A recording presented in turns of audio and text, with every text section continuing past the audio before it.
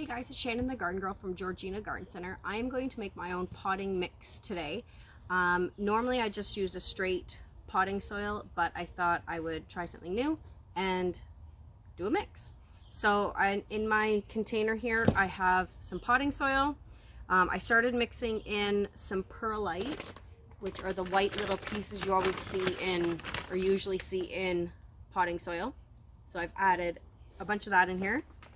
I have started to add coconut fiber. Coconut fiber is just exactly what it sounds like. It's part of the husk from the coconut.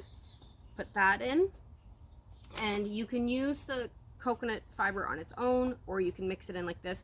And what it does, it helps hold in moisture, but at the same time lets the excess drain. Adds a lot of pore space, so air space into the potting mix as well. Some tropicals benefit from that. And then my other thing I thought I would try in here is orchid mix, which is bark nuggets, cocoa fiber, and limestone. So just a little bit extra. And this is quite chunky, so I'm not going to add a lot of this. But I would just add a little bit in there, because why not? So I probably just added a good couple handfuls like that kind of thing. Okay, so now I'm just going to mix this up.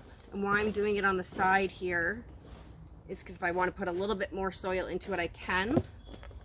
And I don't necessarily want to mix all my potting soil in with this mix, because I won't use this mix for all my plants. And I very rarely transplant my tropicals. Tropicals like to be root bound. They like to be they're all contained in a small pot. If you want a big plant, buy a big plant, or have the patience to let it grow to become that big plant, because you're only going to repot it probably once every 2 to 3 years, depending on the plant and how fast it grows.